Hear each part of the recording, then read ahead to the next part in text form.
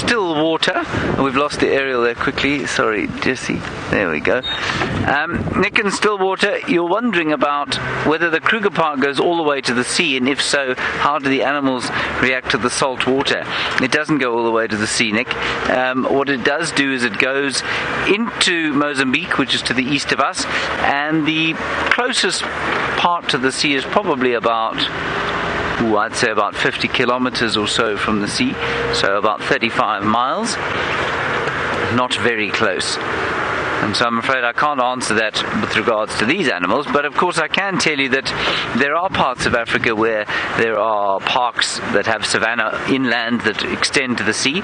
Brent will tell you, in great detail about the place he worked in Gabon, and they have a forested area there that goes all the way to the sea, and you will sometimes find elephants actually swimming in the sea every so often. Hippo will go into the sea, crocodiles sometimes. There are some, I'm not even going to bother, warthogs running away at high speed. And then I'm trying to think in South Africa. Well, in Addo Elephant Park, Addo has got down in the Eastern Cape of South Africa, has got parts of it that extend towards the sea, and I don't think there's a great deal of action that goes on in the sea. In Namibia, you find brown hyenas quite often. You will find leopard at times. You find certainly some of the desert lions going towards the sea. So yeah, you will see that sort of thing. And I don't think they react particularly badly to it or necessarily very positively, but it is obviously different for their skin in the same way that it's different for our skin. Right, here we're coming into the clearings. And apparently they were on the fire break next to the great big pan of water. We'll see. I can't see a cheetah, but I'll tell you what I can see is a log. I thought it was a jackal. It isn't a jackal, it is a log. Not depressing. I was about to be very congratulatory to myself. Unfortunately, that is not going to be possible. Now, the water hole is just up here, so let's have a look. And there we are in the great plains of Cheetah Plains, as you can see. The clearings, what looks to be a buffalo at the very far distance. We'll have a look at that a bit later.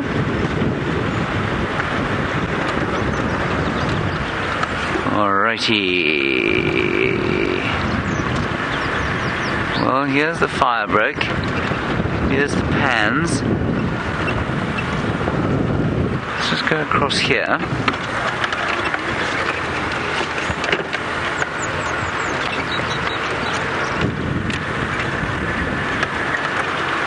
Ephraim said they were 50 meters to the south here. Very fat. Have eaten a great deal.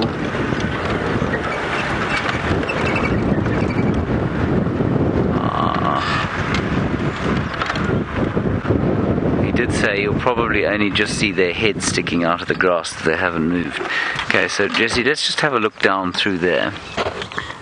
And I will stare with my binoculars.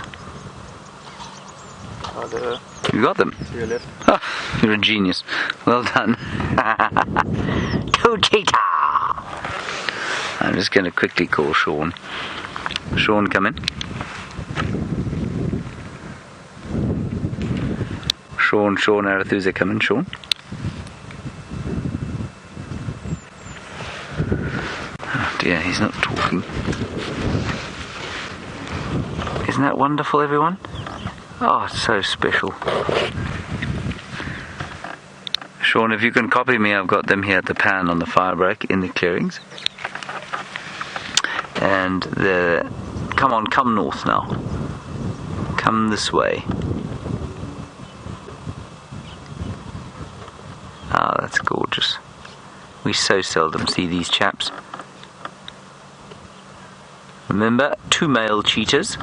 And for those of you who are new viewers, and I know there are quite a few of you, these are the 2 males that spend most of their time around here.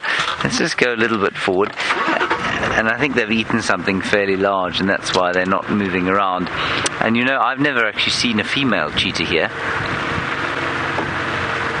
These are the only 2 I've seen. Now, I know they look like they're pretty close, and they are, but that's unfortunately next door, so we're not allowed to go there. We'll just ease a little bit off the road here and see if we can't get some kind of sight of them in the grass. No, they really are utterly invisible now, aren't they? Oh, that's a pity. I'm just going to ask the final control for a communications test, because I suspect quite strongly we've lost them. Oh no, there they are. They're okay. Phew.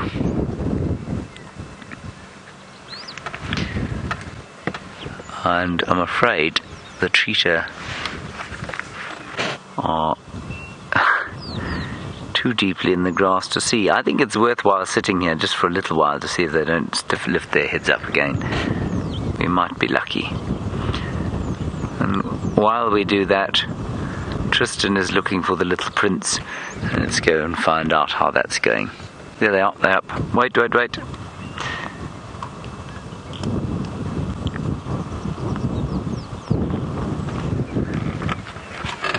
Good, sorry, you are still with us, just in case this is the last we get of this cheetah. So as I was saying, these are the two males. They go between the southern Manuleti and here, sort of patrolling the clearings. This is just about as far south as they'll go. They'll go basically to the end of the clearings here at Malamala, turn on and go back again. And I'm glad you're all excited to see them. I'm also deeply excited to see them. I wish they would come a little bit closer so that I might take a picture of them.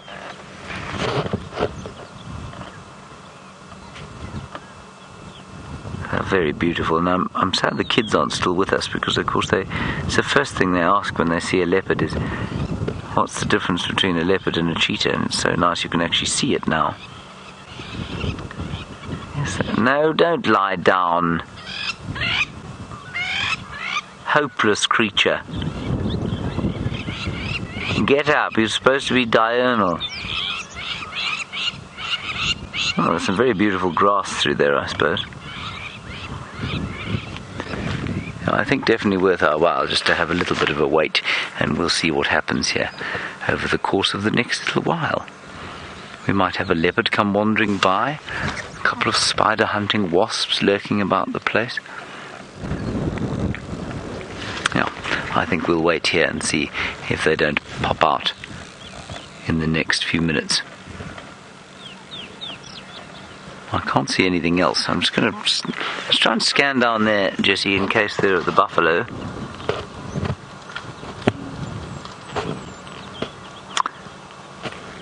Right, I am going to wait here, and while we do that, Karula is back on the kill, and so let's go and find out if she is still hungry.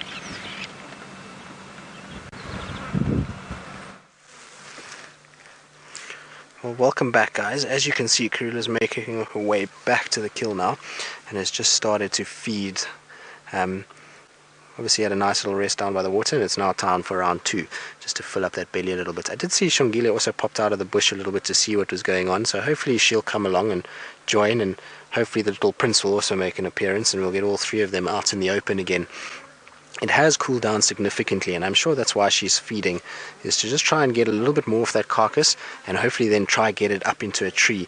It has obviously been on the ground for a day or 2 and is really stinking quite badly, and so with this kind of heat, the scent is going to be carrying, and the wind is going to be carrying quite a distance, and so you'll end up with a situation where other predators, like I said, like lions, hyenas, might pick up that scent tonight. And so maybe she's just trying to lighten this load a little bit before it gets dark, and then put it up into this wattle that she's got it stashed under at the moment.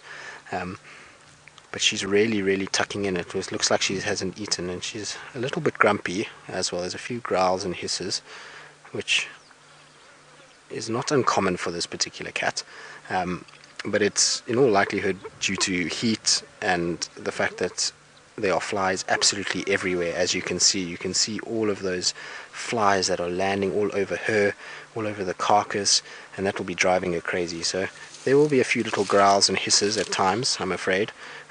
She's just a bit grumpy with life. You can also see she's kind of dragging it deeper into that thicket, and that's again just to try and keep it out of the way of any sign of, well, out of the way of anything like a vulture or a batelier that could come and see this carcass and then potentially land in this area and attract other predators.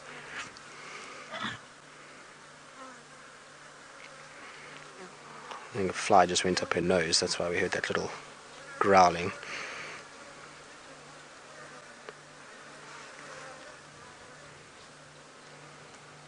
Unfortunately, this is the only gap there really is to have a good visual of her, and luckily for all of you is you don't have smell-o-vision, because the smell is quite something coming downwind here. As she's opening it up, it's just kind of activating all that rotten meat under the skin, and it is quite stinky, I must be honest. So Elizabeth wants to know if Karula or any other big cat would potentially eat a rotten kill. Yes, they will. I have seen leopards scavenging off rotten buffalo, particularly now when we had this drought recently. We had quite a few carcasses that ended up being around the place, and so some of the leopards took advantage of that, and they ended up going into those carcasses and starting to feed off them. Leopards are not prone to it as much as what lions are. I've seen lions feeding off very, very rotten animals, and every now and then you'll find a leopard will do it. But yeah, Karula will do it. This particular carcass, as far as I know, is probably about 2 days old now, so in this kind of heat that meat will be off already, and so she'll in all likelihood have been eating quite rotten meat. I would imagine though after today she'll probably be done with it. Like I say, the smell is quite something, so I don't think she's going to be feeding on it too much longer, and hopefully the youngsters come and get involved and they'll feed off it a little bit more as well. I am going to just try reposition ourselves slightly. There's a little gap here. I'm just going to try see if we can get ourselves in there.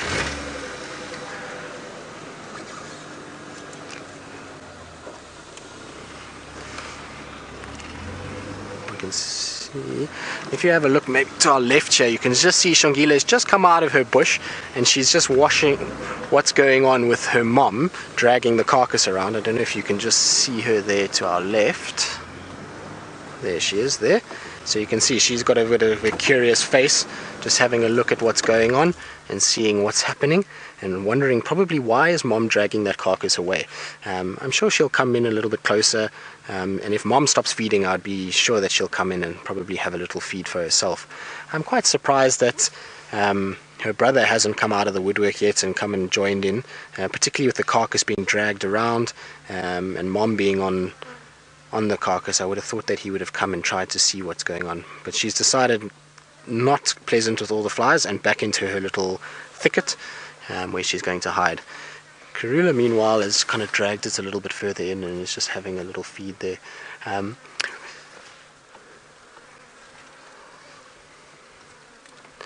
Sorry, she's quite grumpy this afternoon and lots of hissing and growling at us at this stage, so trying not to move too much.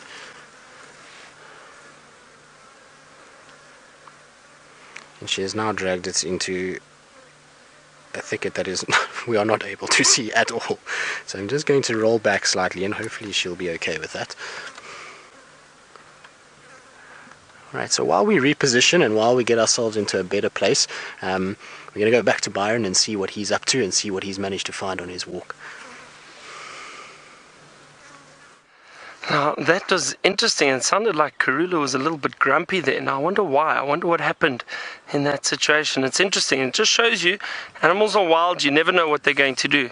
Now, I've been walking through quite a thick area, so I'm very, very alert at the moment. All of us are checking the bush very carefully, listening out for oxpeckers. There have been a lot of elephant around, so we are just checking very, very carefully. But and I've still got a bit of adrenaline going through me from that elephant sighting. That was really amazing. I mean, it must have been 10 or 15 meters away from us, very, very close. Whole herd of elephant walking towards us, and fortunately, I do think that elephant pick up on your the vibe you give off. I do think so. I do believe in that, and the energy that you give off. I mean, it sounds a little bit hairy-fairy at times, but I really do think so, and it was interesting to see their reaction. Not aggressive in any way, but she was just a bit startled, and to see her move off was incredible.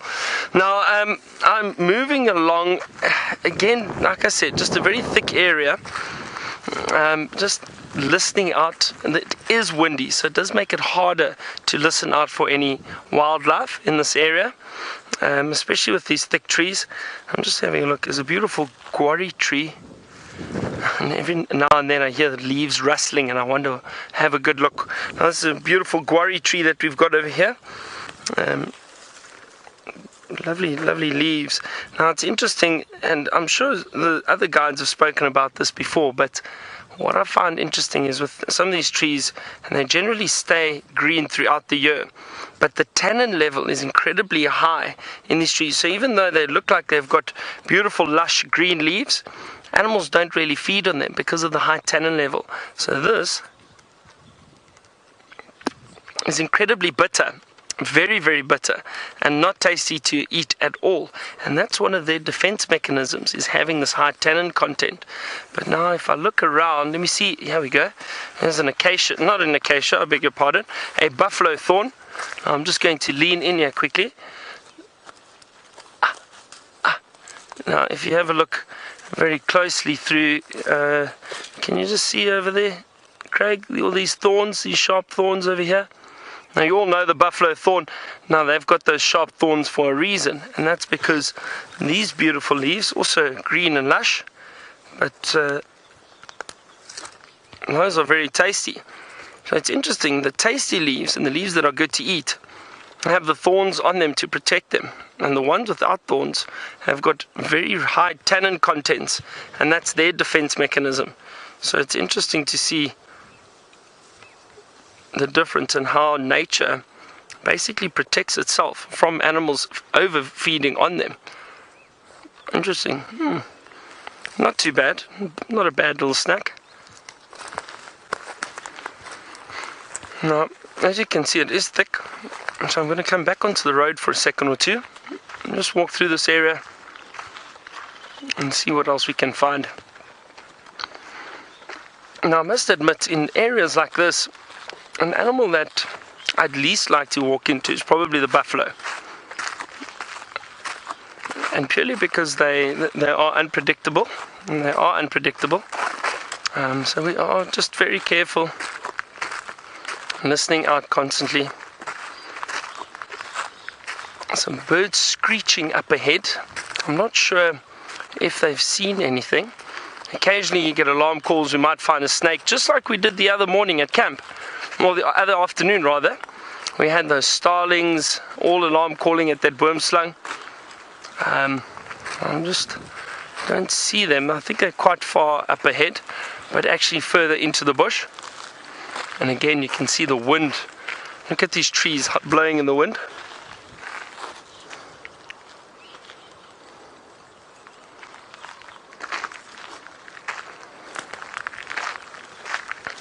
Let's carry on and see. I'm going to try and investigate what those birds are alarm calling at. But have a look at this. Look how thick this area is.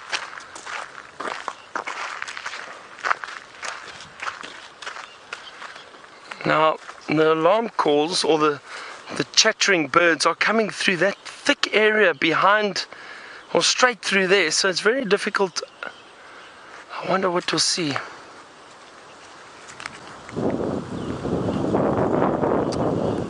Okay, I'm going to have a look around here. Now, James has got the cheetah he'd like to show you. Yay, they've just sat up, everyone. And so we've got a wonderful view of one of them. The other one's just behind this one, fast asleep. I suspect this one will go to sleep again fairly soon, but let's just enjoy them while they're awake. Now, they are, of course, doing this, they lift their heads every so often because the grass is so long. If the grass wasn't this long, they'd probably be sleeping entirely soundly. But because the grass is so long, what they do is constantly sit up and lift their heads because they just don't know what's coming to get them. They're not convinced that there isn't something afoot. And normally what they would do is sleep on their sides, and they've got this specially designed head that allows them to sort of sleep with it cocked to the side, which means they can stay completely still, open their eyes, and see what's coming. I'm just going to move a little bit forward. But of course in grass like this they are unable to do that. Gone back to sleep. There's the pity. Can't see them, can you, Jesse? No. I can just see where they are, in fact. You can, if you go straight through the middle of this thing, you've got the stick to the left, up a bit. Yeah, up a bit, and just beyond, into the middle there. You see that? You see that stick there? The broken stick, no, the other side there.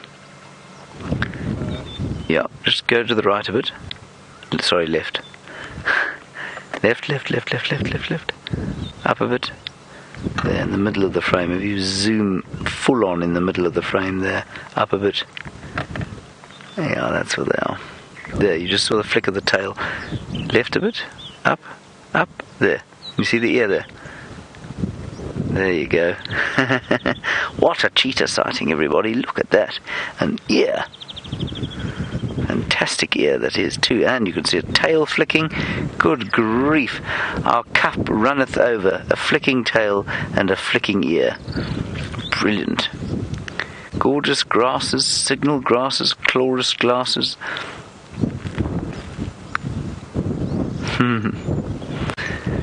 Now, as I was saying, you can see how long that grass is, and it means that they have to keep standing up. They're so nervous of other predators. And they have to be so careful of other predators. They're not capable of fighting anything off. Their only defense is to run, and we know that that is the thing that the cheetah is very best at. Right, quickly to Byron.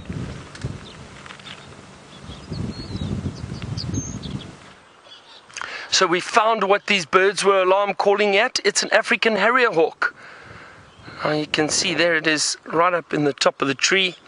And look at all those birds alarm calling and mobbing it. So it just shows you, we were listening very carefully, and as I thought, there must be something that's upset them.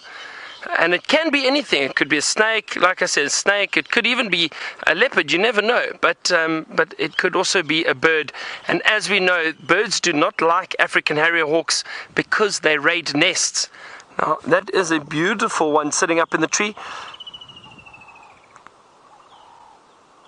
And there are a lot of birds, all starlings. There were some drongos I saw earlier, but mainly the starlings that have all mobbed that Djuma or African Harrier hawk.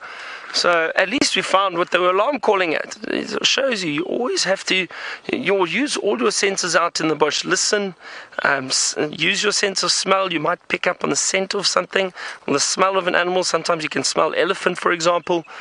But listening out for alarm calls always will help you find animals, and especially predators like an African Harrier hawk who was possibly trying to raid some starling nests.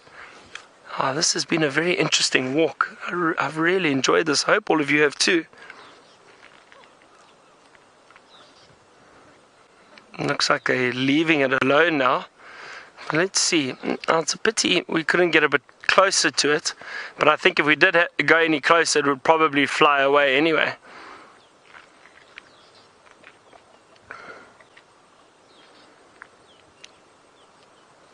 Find it fascinating how these birds will mob these eagles, these birds of prey, and try and chase them away. Very interesting, but I think it's purely, and they know, those birds raid nests. They will kill their young, they'll feed on the chicks, so they don't want them around. Same with owls. Other birds, or birds will mob owls, try and chase them away because they're birds of prey, and they'll try and hunt other birds. So, again, they will mob them and try to chase them. But, we've seen it many times on Safari Live, how these Djuma or African Harrier hawks get mobbed by starlings, by a number of different birds. The drongos, the lilac-breasted rollers mob them too. So it is very, very interesting to see. Well, that was great. I'm glad we found what the birds were alarm calling at. Now, we'll carry on. And see, now I'm glad James has had a great afternoon too. He's had the cheetah, and And Tristan has been with the leopards, and he would like to show one of them feeding on the impala right now.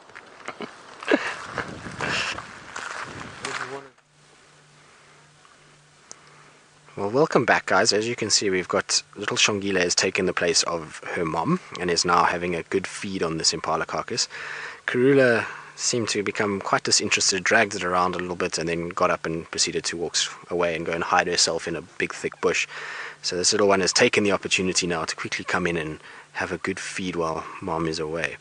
But look at the power on this little leopard. I mean, that leopard is about half the size of, or maybe even a third of the size of that impala, and it is dragging that impala around as though it weighs nothing. It is quite phenomenal to watch these cats, and particularly these small little ones. And if you actually have a look there, you can see quite nicely the size of her paws. She's dropped it down now, but it is absolutely amazing as how much strength and power is in those front legs and neck area. Like I say, if you had to go there and drag that yourself, you would soon realize that that is not a light carcass to drag. And it, like I say, weighs probably 3 times what she does, and she's dragging it with ease, which is quite something. And you can see some of the weaponry that they've got. So you can see how those claws just protract out when they need them. Normally they stay sheathed and are protected so that they don't become blunt and worn down, but when they need them, like when they're feeding, they'll often then just push those claws out. And actually, if you have a look in that, you can see all the flies and maggots that have started to colonize on that meat. You can see how all those little fly larvae are eating all the little bits of meat away, and that is probably what is driving these leopards crazy. When Karula was sitting feeding there, she was just getting very upset the whole time she was there. Things were going in her face and on her nose, and she really wasn't a happy girl. But it is quite amazing how in 2 days that many little larvae can be laid by these flies and are already sitting feeding. You can actually see it's almost overflowing out of that stomach cavity at the moment, which is quite amazing. And so those little larvae are going to feed off that carcass, and they're going to get rid of all those little bits of meat that are up against the bones that the things like the leopards can't get to. And you'll find that once they're done and they hatch and they become adults, which is normally in about, I'd say 5 or 6 days time, they'll be done, and then you'll start to get little beetles that will come in instead, and their larvae will clean up the last little bit of remains that the vultures and hyenas and the leopards and the flies leave behind. And then you'll find the beetles going in, and they normally go into all those areas that is very difficult for everything else to go and feed off. So flies are actually quite a useful part of determining how old a carcass is. If you find lots of flies like that, lots of maggots, generally it's quite a fresh carcass within the week. As soon as you start seeing beetle larvae, you'll find that it's a little bit older. But you can see even Shongile has had enough of these flies. She's decided... you can see she's trying to move away from the flies, but I suppose the taste of meat is far outweighing the displeasure for flies. Here some of the viewers are quite grossed out by maggots. I know they are gross little things, but they are vitally important to actually keeping this whole ecosystem nice and clean. You know, they're feeding off all those little bits of rotten flesh that might lie around and cause disease, and so vitally important, as gross as they are.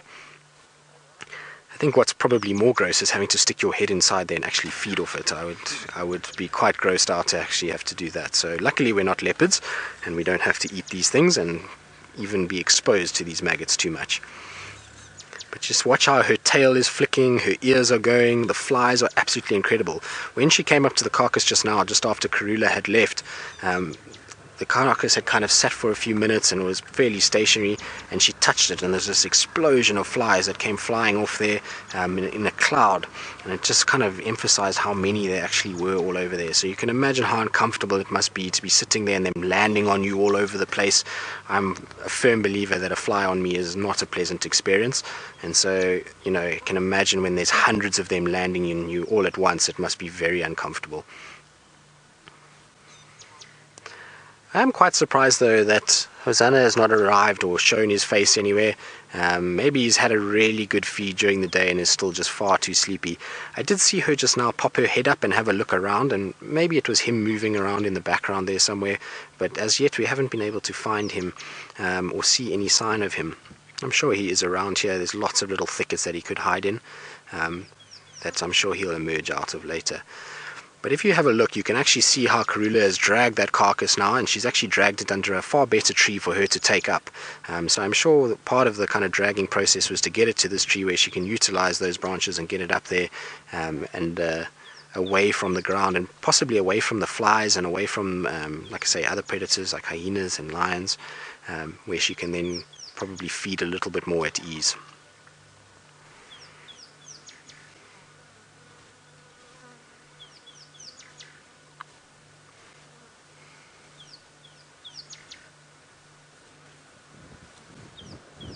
Typical leopard behavior where they feed from the back end going forward. You can see she's feeding from the back side of the ribs there, going into the sort of neck areas and the flank areas, which is a typical way a leopard would feed. And you can see every now and then her head moves up and down, and basically what she's doing there is using that very rough tongue to lick little pieces off of the leg and the rib joints, and to be able to get all those little ones out. So Diana wants to know if the flies will disappear at night. The flies won't disappear at night, they still will be around, but they'll be far less active. So what you find generally is on a carcass like this is that the flies will go and land on a tree nearby, and they just spend the night resting on there, and then in the mornings they back down onto the carcass. You will find a few flies, especially in concentration like this, that will end up staying on the carcass, but generally they fly up into the tree, like the tree that's above that impala carcass, and they'll go and rest there. I think Shongili's had enough now. You can see she's moved away and is just lying down in the grass. And is now going to just do a bit of grooming. So after feeding like that, you'll find there's going to be little bits of meat like we were talking about earlier, that she's going to try and get rid of now and try and kind of, oh, maybe not. Maybe we're going to go feed again. Let's have a look. I think she's very undecided as to what she wants to do. It's a case of when you're hungry and you want to eat, but it's really just not comfortable to be eating there. I think she just kind of is unsure of where she wants to put herself, and I wouldn't be surprised she ends up moving off and going and lying in a similar kind of position that she was in earlier, away from all these flies, or if she maybe even will jump up into the tree. I saw her having a little look there. Oh, have a look at that. Isn't that cute? She's busy rolling around in the grass. So just now when we were sitting with her, she was actually rolling around on the carcass like that, which is quite an unusual thing. I would have thought she would have tried to have left the carcass alone.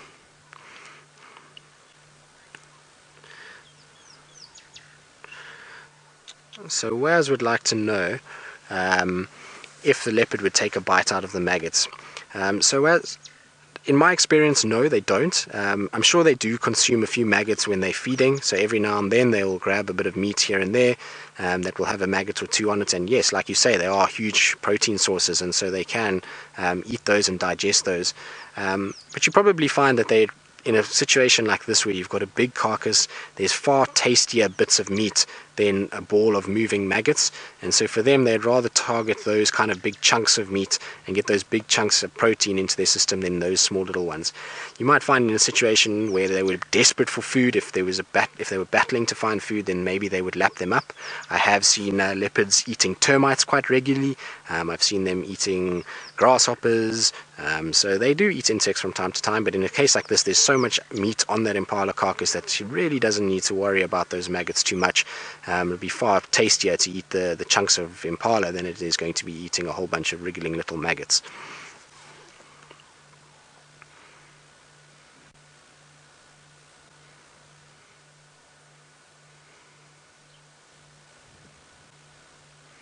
And I'm sure they're feeding very vigorously like this on purpose. So what they're doing is, as they grab it, they give it a shake, and that's us probably getting rid of a lot of those maggots and a lot of those flies that have landed on that carcass, and they're able to then get a few chunks of nice clean meat without being mobbed by a whole bunch of flies. But you could see there when she pulled how all the flies came flying up past her head. Yeah, not a very pleasant place to be at this stage, I would imagine.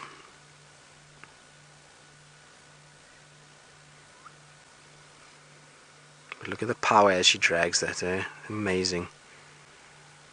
I'm not quite sure where she's dragging it to. I think she's, youthful exuberance is probably just trying to drag it away from the flies. She hasn't quite learnt yet that flies with wings tend to follow, and they will just carry on. Wherever she drags it, they'll end up landing on it again anyway.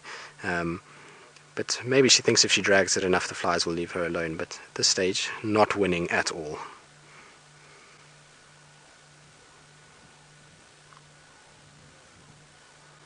You can see she's kind of tucking into those sinewy muscle areas around the ribs. So while Shongile battles the flies and the raging battle continues, we're going to cross over to James and see what he's got in terms of hippos and weavers.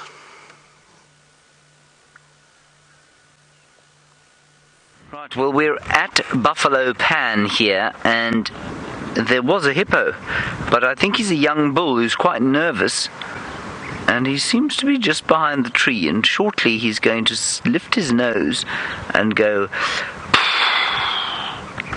He has to do that, of course, because he needs to breathe.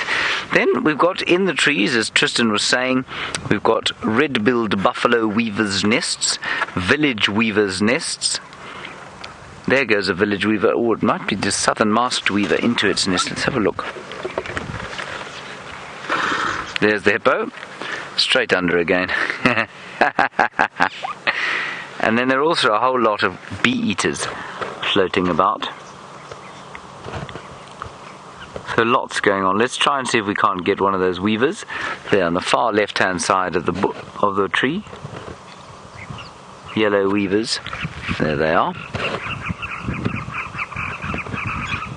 And I think there's a southern masked weavers, and then there's obviously a red-billed buffalo weaver in there too. There's the hippo. Keeps diving for cover as soon as he sees us. You heard him though going.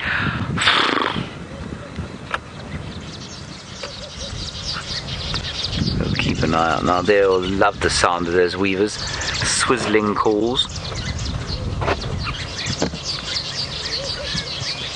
I've definitely seen southern masked here, but they're probably also village weavers.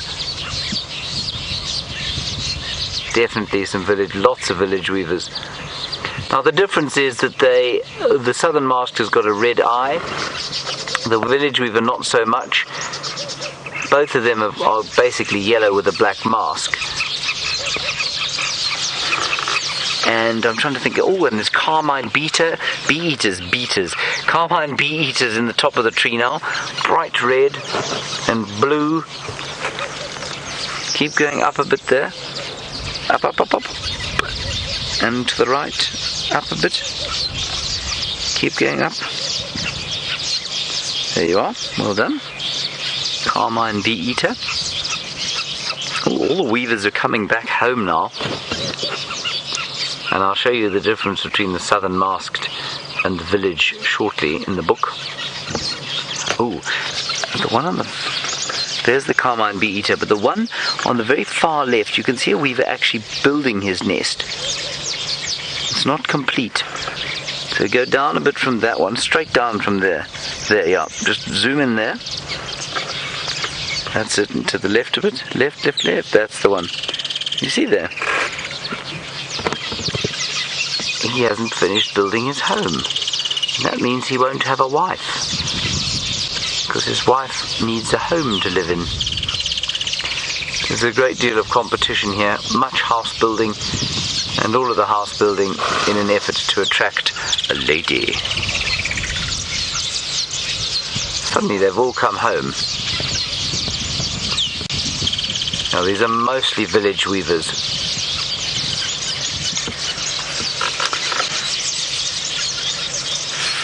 An interesting question from someone I think called Flitzcrest. Is that right? Flitzcrest? Flitzcrest, you want to know if any of these birds are the kinds... Blitzcrest.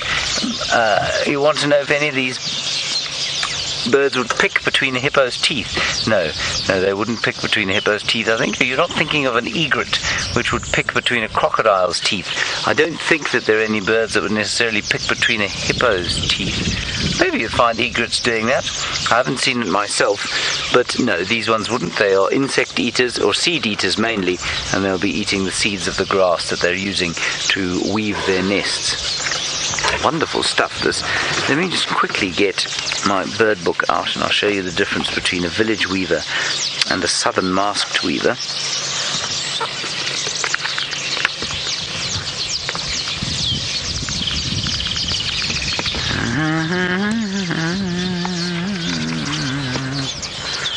Right, I was wrong about the red eye, actually. They've both got red eyes. But I'll show you why most of them are village weavers. If you come and have a look here. There we have the two. That's the spotted back there. There's the village weaver. At least that is the spotted backed or village weaver. That is the masked weaver. And you can see that the spotted backed has a mask that extends down the front of the body, and they're also very spotty on the back, and these are very, very spotty on the back, and I actually saw one of those. Then if I turn back the page, I think it's that page, maybe 2 pages, maybe 3 pages. No, it may be 1 page forward. It is. There are all the nests that we have, and the nests are very similar. That's the masked weaver, but the village weaver or spotted-backed weaver often has a tunnel entrance like that, and most of these have one of those or one that's a bit longer. Marvellous. Very skillful fellows they are. Right, I think we should make our way back to the cheetah, see if we can't get one last glimpse, and then we'll begin the long trip back west. Yes, winter prism, it is absolutely going to drown, and you're wondering if that's going to be a danger to the birds there. There's the hippo, he's up. There, you can believe me now, everybody, there is a hippo here. Winter prism, it won't fall over because it's a leadwood tree, and so it will survive. It will stand here as a skeleton, I think, for many years before it eventually falls over. I don't know that the birds will nest in it again because they quite like shade. If the red-billed buffalo weavers continue to build their nests in here, then I suppose the spotted-backed or village weavers may well sort of attach their nests to the red-billed buffalo weaver nests in much the same way as they have in the Chitwa Dam. But they quite like the shade afforded by this tree. But they do like the security as well, and that's why they've picked this. Alrighty, let's go and see if we can't have one last look at those cheetah, and then we'll start heading home.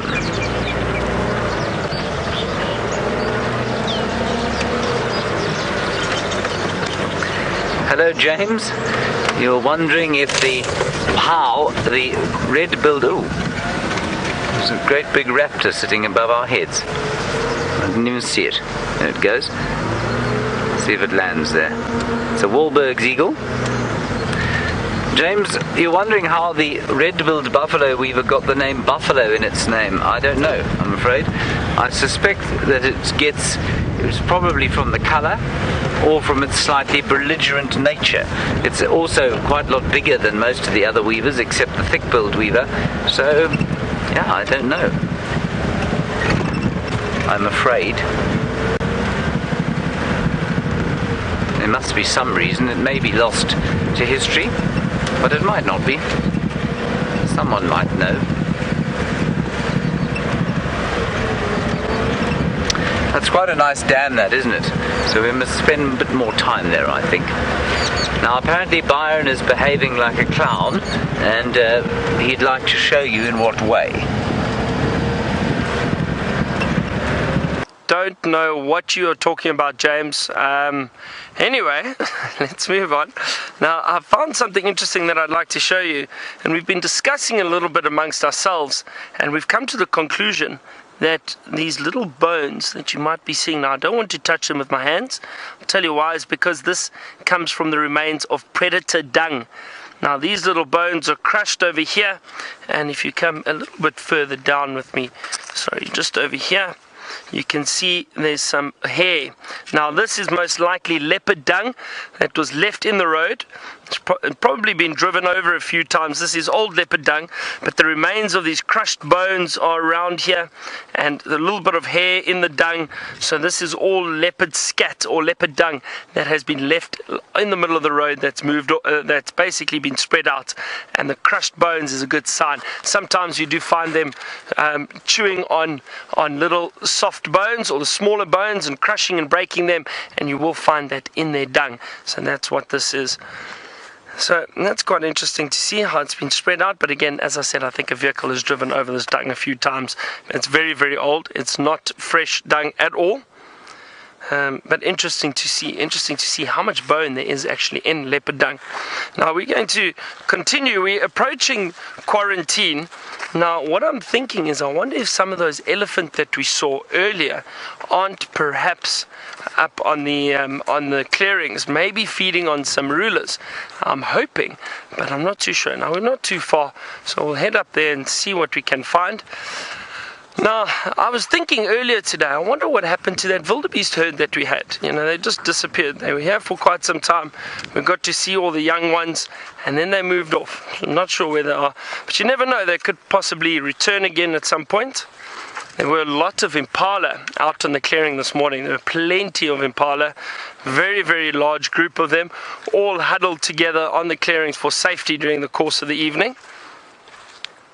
Now again, I'm just making sure and scanning around just to see if we don't see those elephant, because some of them, that first herd that we saw, they were heading in this direction. And I haven't seen their tracks crossing the road that we've come up, and we've come back, as I said, back to quarantine into the clearings. So I wonder if they aren't around here somewhere. But I don't see any sign just yet. Let's have a look.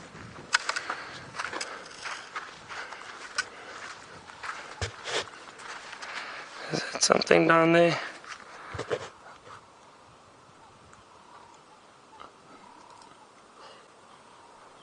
I think I'm seeing things. Thought I saw some movement, but nothing yet. It's been a very, very hot afternoon. Quite warm for a bushwalk. And I'm getting very parched, I won't lie. But speaking of all the bird species that we've seen around, hang on, there's something interesting here. Have a look, there's some mating grasshoppers. Oh, there we go. Look at that. Not standing still for us, unfortunately.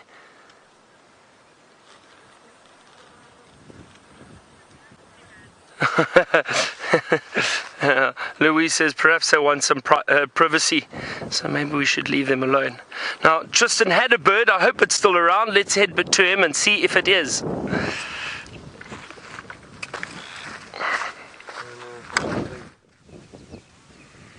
Indeed, Byron, the bird is still here. We are very fortunate that it's decided to stick around a little bit for us.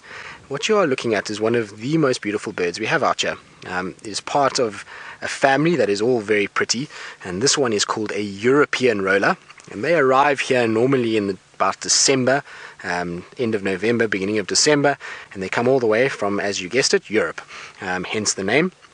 But they have the most beautiful colors. Generally with these guys, they're often overlooked because of that pale blue that covers most of the body, and they generally kind of fly away long before you get close enough to see them.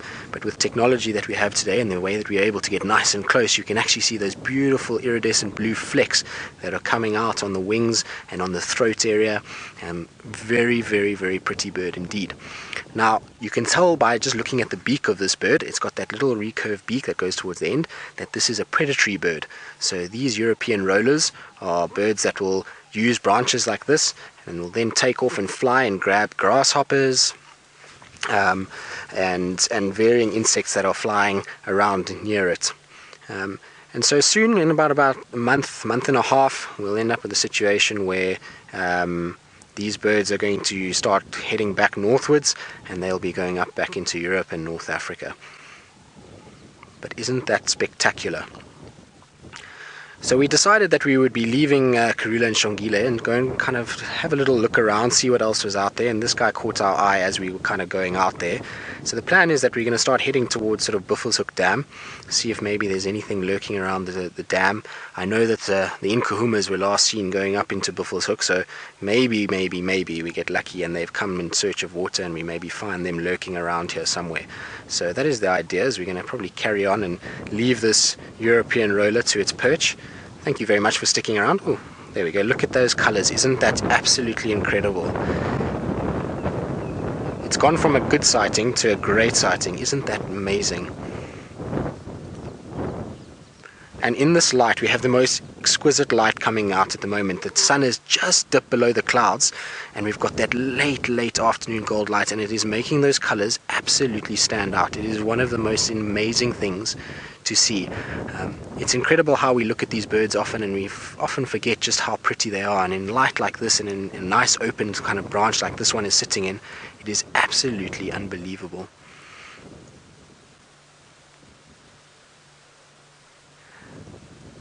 I'm quite chuffed with this, because generally these rollers are quite tough to actually sit with for long periods of time, and this guy's actually sat for a long period and let us viewed it quite nicely. So Mario wants to know if any of the African rollers tend to visit up into Europe. So this particular roller that we're looking at actually does. It's called a European roller, so it will go right up into North Africa and then into the southern parts of Europe. And so yes, this one does. The other rollers that we see here, no, they're all African rollers. Unfortunately, they don't end up going into Europe at all.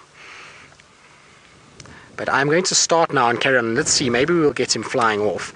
And as he flies off, have a look for those beautiful colors as the wings open if he does fly. Oh, this is a very happy roller on his branch. And there we go. So no flight, unfortunately, but luckily for us, we did get a very good sighting in that light. So beautiful bird.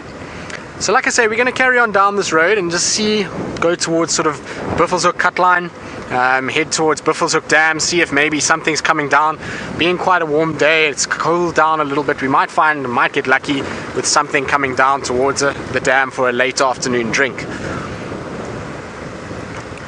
But I must just tell you, the light at the moment is absolutely unbelievable. We've got this beautiful gold just shifting across, that's being broken up by the marula trees all on our left hand side here, and it's creating these beautiful golden stripes through this green that we have all in front of us. And I must be honest, it looks so much better than a few months ago when we had dry, parched, horrible bush that we were looking at, compared to this lovely, nice, lush green grass that's growing, and lots of round leaf teaks that have now got their leaves on them, so it looks a whole lot better than what it did.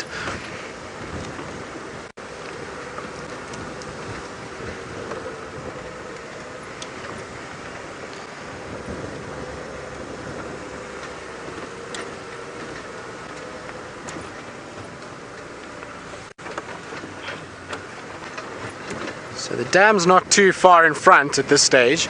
So I'm just looking very carefully on the road, trying to see if there's any tracks or anything that is leading down here. Maybe we'll get lucky and there'll be a couple of hippos, or better yet, some elephants. Always nice to see ellies in the water late afternoon.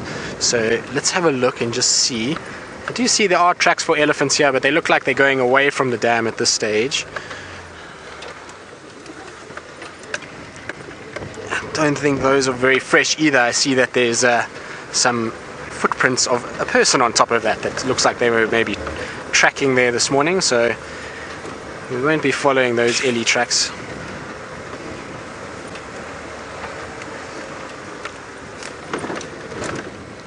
And this road is really nice to be driving today because they've just graded it, so I don't know if you can notice on the sides, you can see the soil that's built up, and so the substrate is really soft and quite powdery, which makes it really great for tracking. The tracks really stand out quite extensively, so it's a really nice road to actually be driving.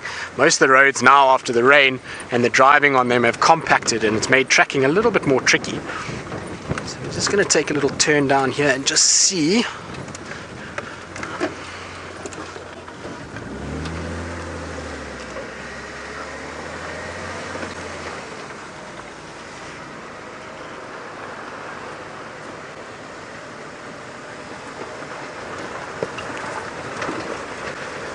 So Janet would like to know if any birds like that European roller that we've just seen would go towards a carcass and feed off those maggots in a carcass. Now, in my experience, not many birds will do it, particularly if there's predators around. You find that those birds will try and avoid that area. Obviously something like a leopard or hyenas will just chase it off that carcass, and then if you've got things like vultures that are feeding off the carcass, they're so much bigger than those other birds, they're going to muscle them off and chase them away. But I have seen one or two carcasses in areas where very few predators occur, and in areas where there's not a very high density of vultures, things like drongos. I've seen shrikes sometimes going after those little maggots. So yes, there are some birds that do it, but it's a very uncommon situation, particularly in the environment that we're in.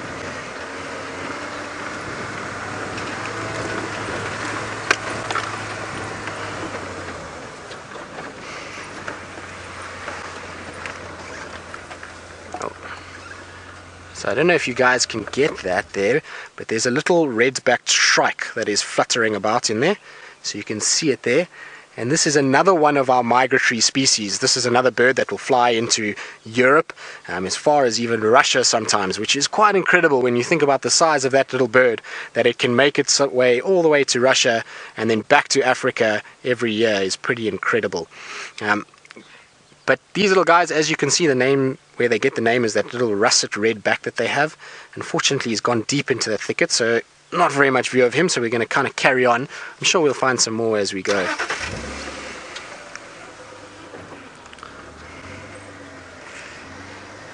Alright, so while we go towards sort of Buffelshoek Dam and see if there's any sign of anything there, we're going to link back to Byron and just see what he's up to on his bushwalk and see if there's anything else that he's managed to find.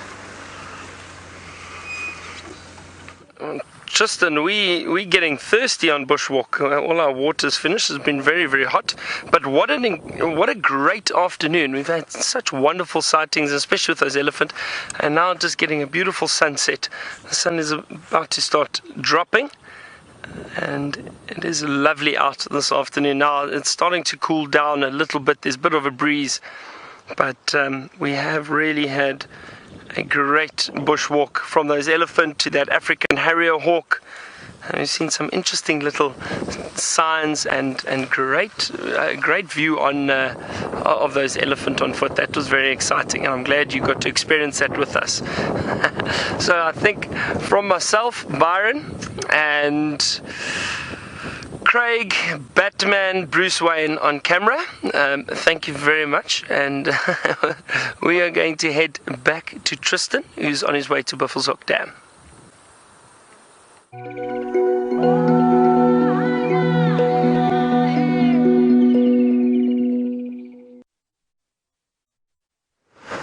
So we're still not quite at Buffelshoek Dam, getting a bit sidetracked here. There was a couple of Wahlberg's eagles that we saw.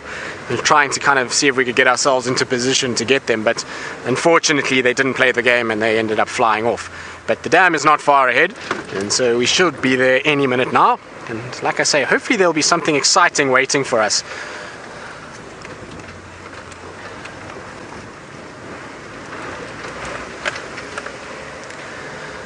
It is so pleasant right now. The temperature has really dropped. There's this beautiful breeze blowing. It has become the most gorgeous afternoon. When we first started out, it was a little bit on the warm side, I must be honest, but it's now cooled down quite nicely, and it is an absolutely beautiful time of the day. And it's a time of the day that hopefully will lead to quite a bit of activity. We should hopefully start seeing some things coming out, and like I say, a good time to head towards water for a drink. The dam is just here on our right. So far nothing that I can see, but we're just going to round up the hill here and just see if there's anything.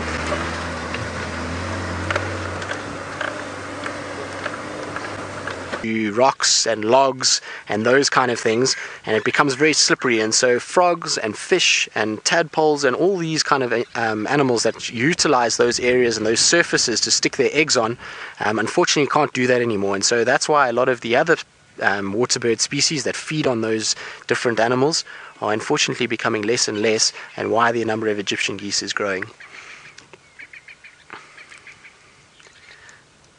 Alright, and so while we're looking around the Buffelshoek Dam for any sign of anything, we believe James has got those two cheetah and they are on the move, so let's get across to him and see what's going on.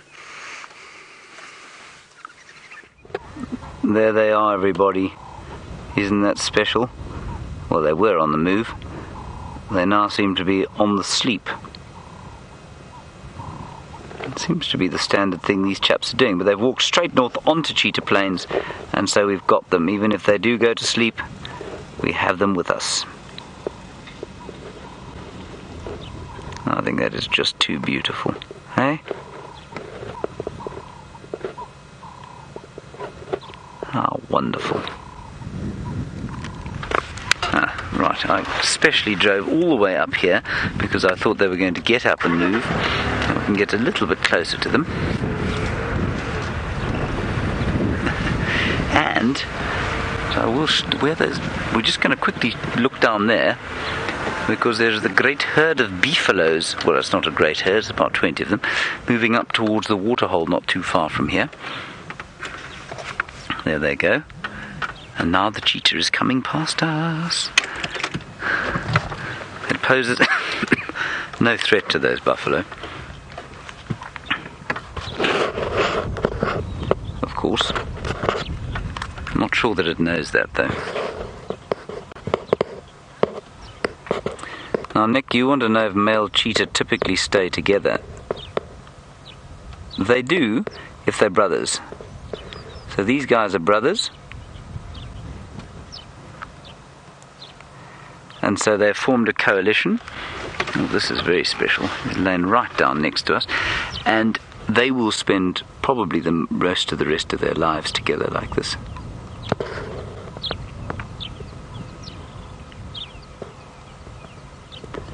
Isn't that lovely?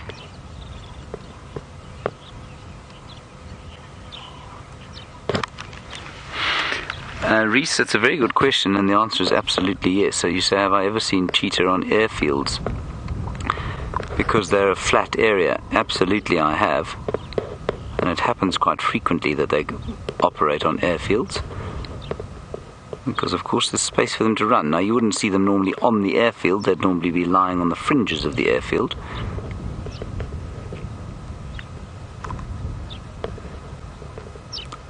Which just allows them, of course, to hide from whatever is walking along. Gorgeous stuff. We are so lucky right now.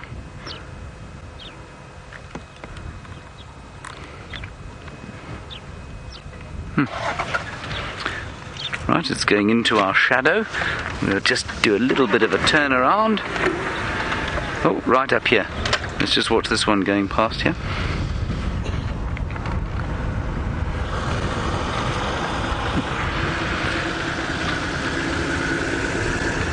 Oh, this is wonderful.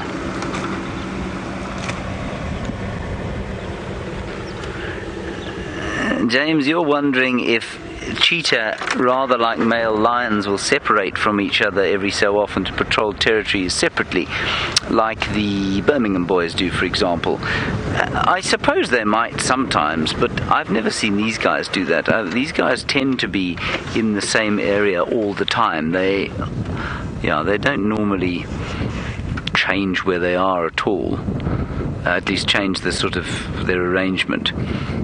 And I think it's for two reasons. One is for protection, and one is because their territory isn't that big, and they are quite capable of patrolling it. The density of cheetah in this area is such that there's no real need for them to be patrolling on their own, if you know what I mean. Rather special, this. Gorgeous stuff. Sometimes all is right with the world, as I like to say, during moments like this. And that's simply because we just don't see these guys very often, do we?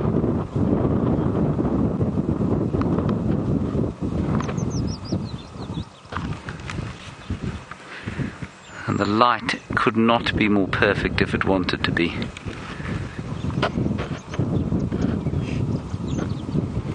Bit of a sneeze there from one of them.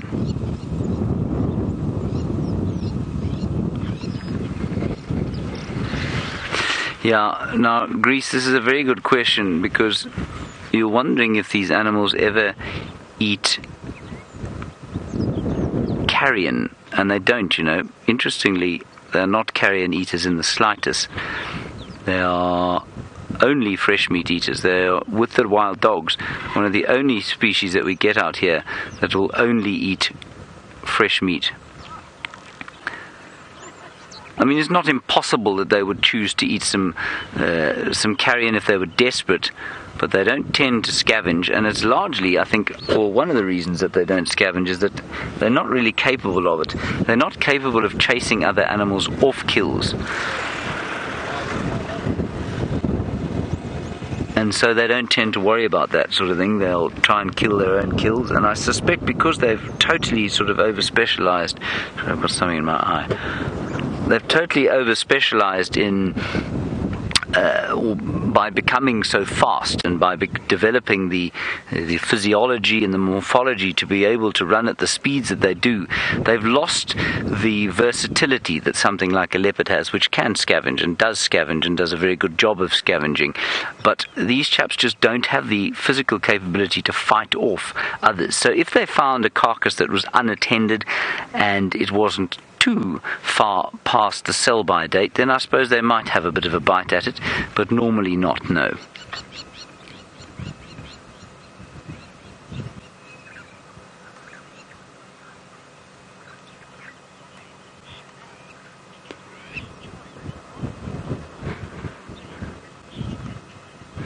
I know, Chanel, I must confess I felt exactly the same as you.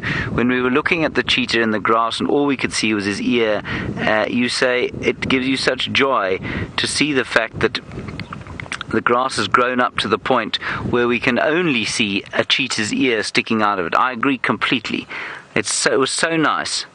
And I know, I mean, it might have been a bit frustrating if perhaps it was the first time you've ever seen a cheetah and you really wanted to spend a bit more time looking at them. But it was a lovely thing, I think, that. Let's move a little bit closer to them.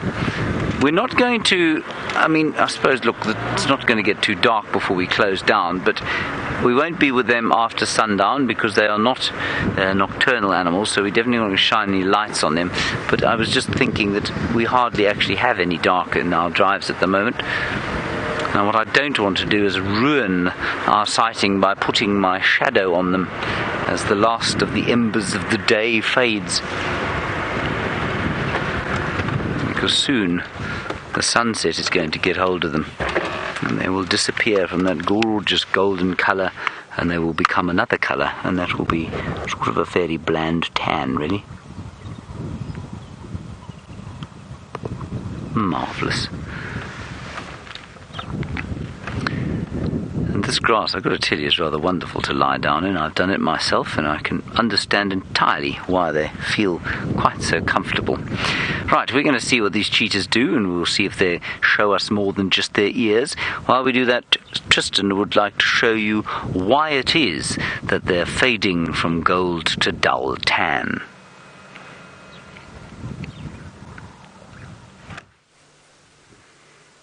Welcome back, guys. So Dave and I have just come over the ridge on the cut line here, and as we've come over the ridge, this is what has presented itself to us. The most incredible sunset. There's this beautiful golden color coming through the green leaves, and the sun is just slowly but surely dipping behind the Drakensberg Mountains in the distance there. And it is quite something. It is one of those very special things about Africa, is we have the most incredible sunrises and sunsets, and particularly in this area the sun sets perfectly over the mountains, and we get these beautiful, beautiful late afternoons like that. And isn't that just incredible? Not the bad way to end the day, that's for sure. I think many people sitting in traffic around the world would be loving to see that, rather than a bonnet or a hood of another car behind them or in front of them. You can see just as it starts to go down there now, all those clouds above the sun are starting to light up and starting to get a little bit of coloration on them, and soon the whole sky will start turning into this kind of orangey maroon color, which is my favorite time of the day. And you can actually see the edges of the mountain slowly starting to show themselves a little bit there. But that is absolutely spectacular. What a beautiful, beautiful way to finish the day. Now I'm quite jealous, I must be honest. I was sitting driving up here and thinking to myself, James is very lucky in this beautiful golden light to be with those two Cheetah brothers, and I believe they were posing in the beautiful light for a while, and until I stumbled upon this. And once I saw the sunset, I figured all was good in the world. I'm still very fortunate to be able to gaze upon that and to see that most days of my life. So not feeling too bad for myself anymore, and quite happy for James that he got a very good cheetah sighting. It's been a while since since I've had a good cheetah sighting, so quite glad for him. But you can see just as the sun's going behind the clouds there, how that coloration is being muted slightly, which is just helping us actually get a really, really, really beautiful picture. So that is as epic as it gets in my books. A few storm clouds there on the western boundary as well.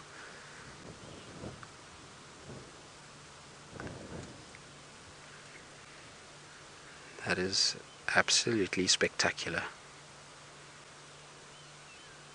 Like I say, not a bad view from up here. So James is thinking that he has a sunset to rival us, so we're going to cross back to him quickly and just see how good his is and see if maybe we've got a better one than he did.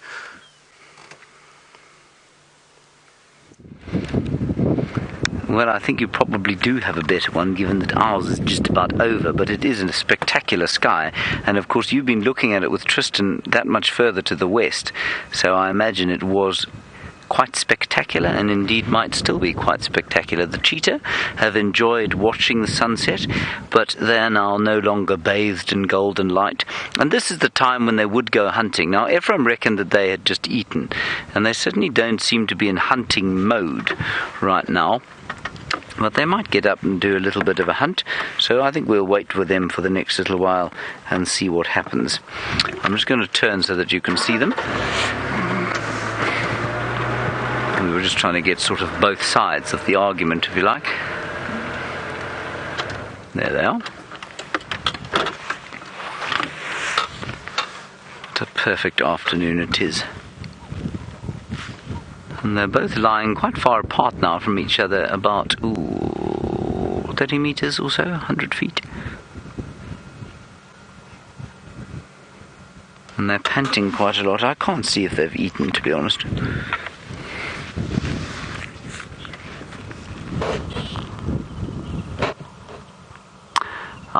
Now Gail, you say with these two male cheetahs being together, who mates? Well, at the moment neither of them, because I haven't seen a female cheetah in this area. But I think you will find that they almost share mating rights. It's a well-known sort of, there is some evidence to show, certainly up in the Serengeti, that cheetah females exhibit multi-paternity, so their litters, which can be up to 9 cubs, but that's very unusual, that can have multiple fathers. So I think you'll find if they came across an estrus female, they may well both mate with her. I suspect there might be a bit of conflict between them, and you'll probably find that one of them dominates the estrus cycle for more than the other. But I think you may find that that happens a little bit less than it does with lions, and that they might mate with them.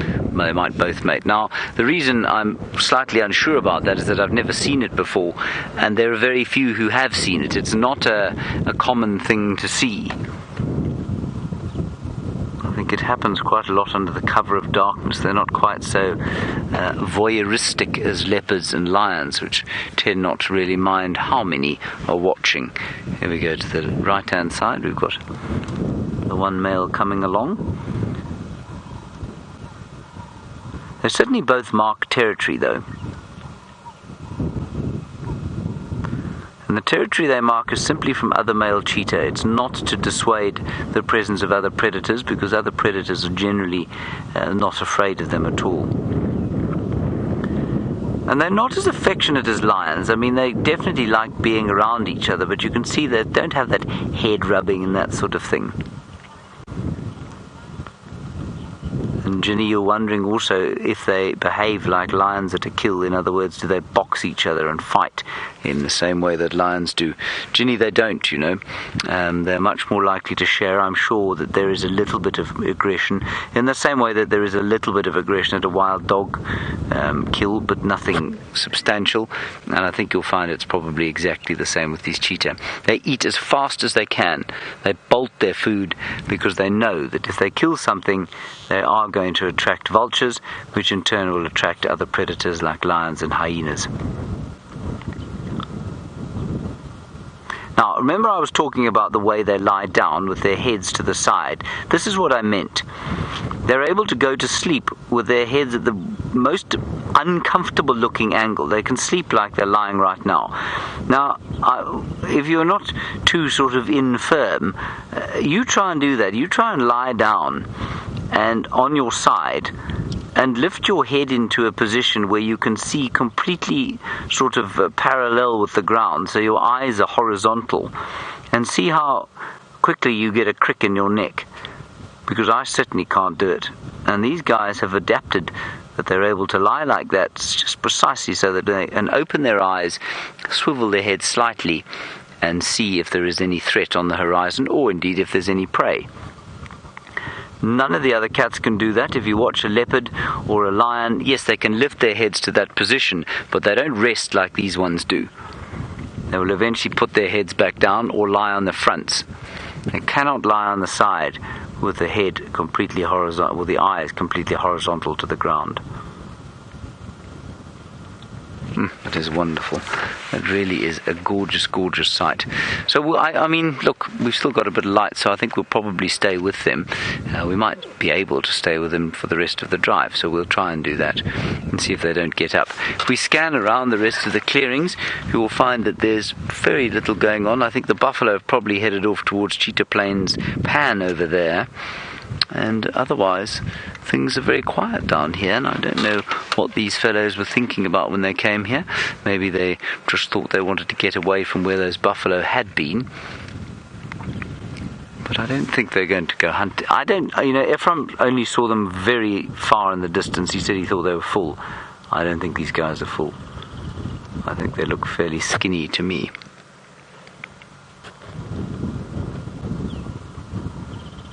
So with any luck, they will get up and do something. Mario, it's a common misconception that cheetah do not climb trees. You say, do they have the ability to climb trees like leopards? The answer is no, they don't, but they do climb. They need trees that are sort of slightly angled. They will manage to get up angled trees, and they don't climb, straight into the boughs of trees and lie in them. They can rest on low trees though, but they do need a trunk that is slightly angled, and often they climb for lookout and to mark their territory. They will often leave their dung and urine on a fallen over stump or tree. So I mean, look, it's climbing in the same way that I guess I would climb a tree, where it's pretty awkward, and unless the tree's most convenient, then it's not possible.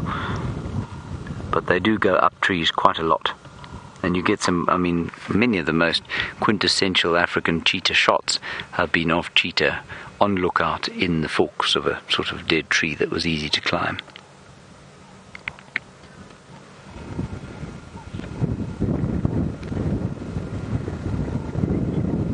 The wind is just gently blowing from the northeast. Winter prism, you want to know what type of eyes they have. I don't know if you are talking about the colour or the shape of the pupil. Winter prism, they've got orange eyes, very much like our friend Amber Eyes of the Ninkapuma Pride, but they've got orange, at least round pupils.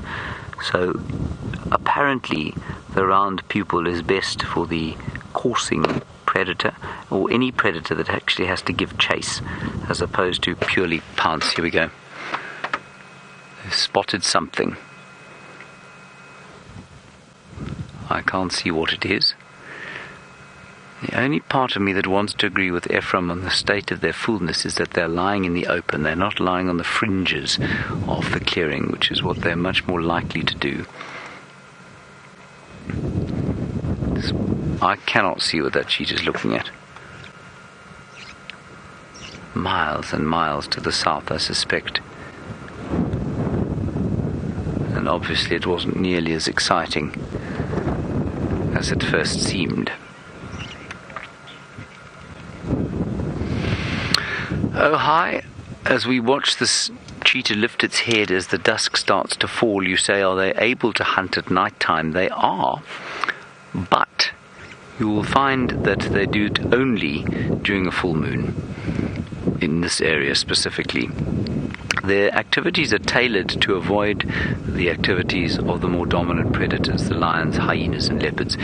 So I do know that down at a place called Kwandwe, where they were reintroduced to the Eastern Cape, before the advent of good numbers of leopards and spotted hyenas, they did hunt at night. They did quite a lot of hunting at night. So they probably see all right at night, probably not as well as leopards or lions, but definitely far better than we can. And they will hunt at night in the absence of other pressure from other predators, because it's easier for them. It's much easier, obviously, to sneak through the bushes in the middle of the night and catch something than it is in broad daylight. I think what's also quite interesting here, and I've actually never thought of this before, we tend to think of leopards as traditionally nocturnal predators, and yet you cannot but say that the design of their fur is identical almost. I mean, yes, of course, there's a difference in the way that the spots are arranged and the fact that a leopard has rosettes, but the coloration is the same. And they don't look like lions. The coloration for lions is completely different. And I think that probably means that their hunting activity is probably focused much more similarly than we think it is. So leopards, of course, we know, especially Karula, will hunt in the day. They will absolutely hunt in the day if they have to, and sometimes by choice if it's cool. But I think you'll find that this time of the day right now is the prime time for an animal of that color to be hunting. Just moving through the fringes of the vegetation, and where the leopard will look for something in the bushes on the fringes, this thing will look for something in the clearings and give chase through the clearings. But I think it's quite interesting that their colour is the same, and I think you'll find, therefore, that the time, or when the light is similar, that's ridiculous, when the light gets to round about what it is now, I think you'll find it's optimal for both species. Whereas a lion definitely coloured for the night.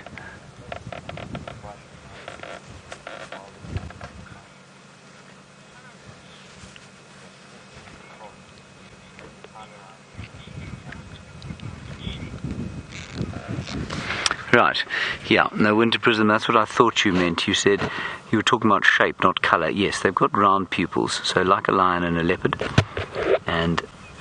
or a wild dog, and that allows them, I'm not really sure that it's so much better than having, say, the slit eyes. Well, what it does, it allows a greater ability, I think, to judge distance than, say, an antelope's eyes, but not as good an ability to perfect the jump or to perfect the distance as it would be for, say, a pouncing cat like a serval or a domestic house cat or even a caracal, which have to pinpoint their pounces. They don't chase at all, whereas a leopard, of course, and a lion will chase a little bit, and of course this thing is a chasing predator. And so they've got the round pupils, they don't have the slit pupils. And just as Andrew drives off-road there, the smell of the aniseed is just too wonderful. It's gorgeous. So we're sitting with two of the most beautiful cats we have here, and some marvellous, marvellous smells. Okay, I think we're going to call it quits with these cheetah, if that's all right. It's getting a little bit dark. We don't want to put any pressure on them. So we're going to head across to cheetah. We're going to head across to Tristan, who has got a bird in the sunset.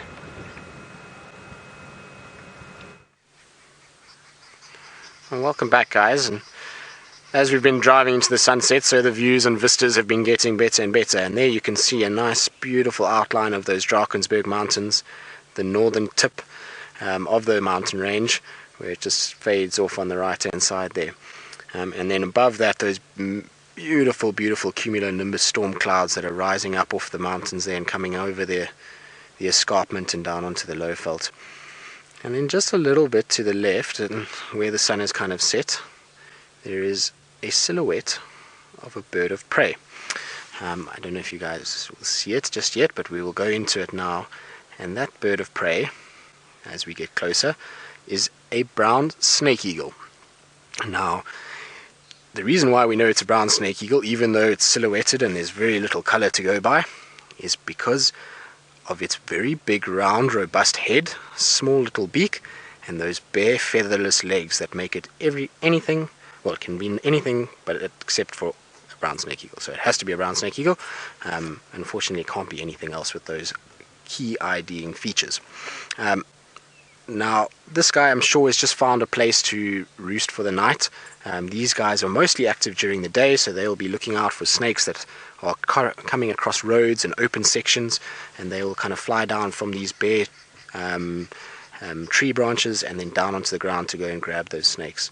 And every now and then you will find that they don't quite get it right, so when they go down and they grab these snakes, generally they try and use those legs and talons to subdue the snake. And if you have a look at the legs, it lacks feathers, so it's got these hardened scales that will protect its legs from the bite of the snake. But like I say, every now and then they get it wrong and they land on the snake a bit funny, and sometimes you'll even find that the snake will rear back and bite one, and it could accidentally kill it. Right, there has been 1 or 2 recorded cases of it. In fact, there was one recorded case not too far from here. I actually managed to see the after effects of that. I've got to see the eagle and the black mamba that had bitten it, but I actually didn't get to see the black mamba biting it, but I believe it was absolutely incredible.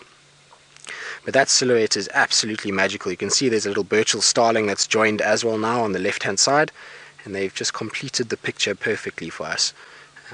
What a beautiful, beautiful sighting. Now, this brown snake eagle is actually not a proper eagle. It is not a true eagle. It is one of...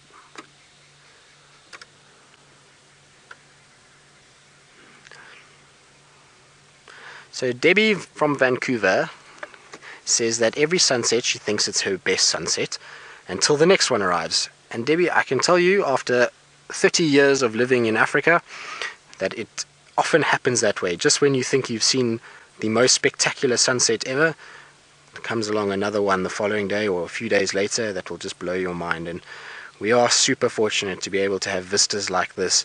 As you can see there, you can see the beautiful cloud bank that we've got coming in from the south, with those clouds also coming over the Drakensberg Mountains in the west, the brown snake eagle in the dead tree on the left hand side. And isn't that just spectacular? What a beautiful, beautiful sight. So with the road kind of going in towards it all, just completes the picture completely.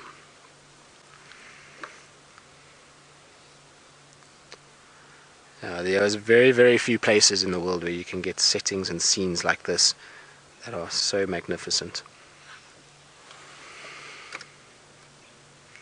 Alright, so we're going to carry on now. It's getting a little bit dark and the silhouette of that snake eagle is not quite working out as well as it was earlier, so we're going to carry on and see.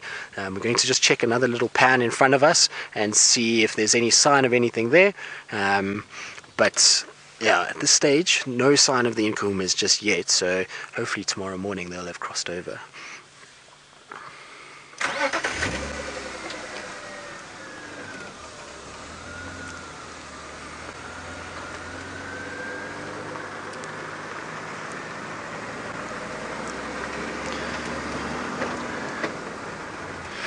Alright, so we're going to go back to James for his goodbyes, and then we will see you guys in a little bit.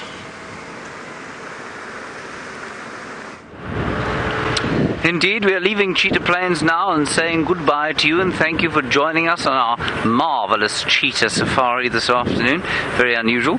Remember, 11 o'clock Eastern Standard Time at night, Sunday evening, 4 more episodes of Safari Live on Nat.Geo Wild TV in North America. For those of you who do not have Nat.Geo Wild television in North America, either because you don't have cable or because you don't live in North America, you can watch it on the internet.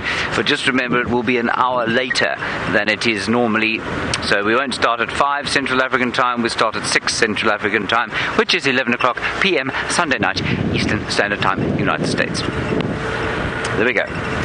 That is all the advertising that I've had to do. And I'm going to be heading home now for some apple juice and a lot of water. It's been a very hot and very pleasant afternoon out here. We'll keep a lookout for little creatures of the night as we go. But I'm not so sure what we're going to find. At this speed, we need to get out of here quite quickly.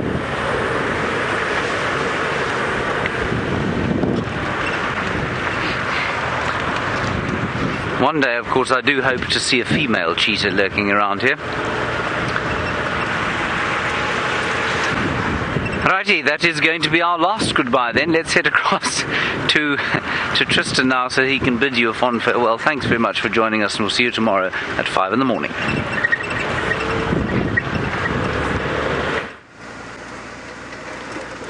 So welcome back, guys, and so ends my first drive here with Safari Live. It's been an absolute pleasure to be with you guys and to have shared this with you. It's hopefully only going to get better from here. What an amazing start though with Karula and the Cubs. Absolutely unbelievable. So I've thoroughly enjoyed my first afternoon, and I hope you guys have too. And if you have, hopefully we'll see you then on Sunday night at around 11 p.m. Eastern Standard Time for our live show on Nat.Geo Wild. It promises to be an epic spectacle, and I'm sure Brent, James, Jamie and Steph will be ready to go and ready to entertain you all. So we hope to see you guys then. From me, like I say, thank you very much. And from Dave, who's been an absolute legend on the back and helped me this afternoon, he says thanks as well, and we hope that you all have a wonderful evening wherever you may be, and we look forward to seeing you tomorrow morning.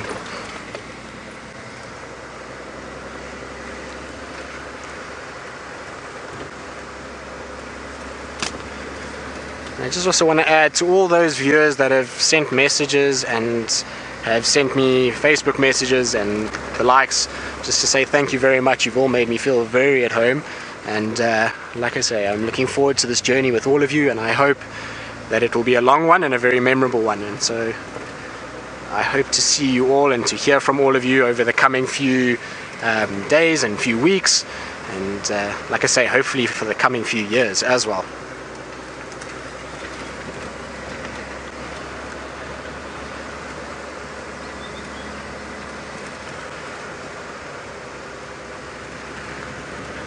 So we are slowly heading home, and I'm trying not to get lost. As it's getting dark now, it's slowly starting to become a little bit more unfamiliar. So hopefully we will find our way home, but we'll see you all tomorrow and have a good evening.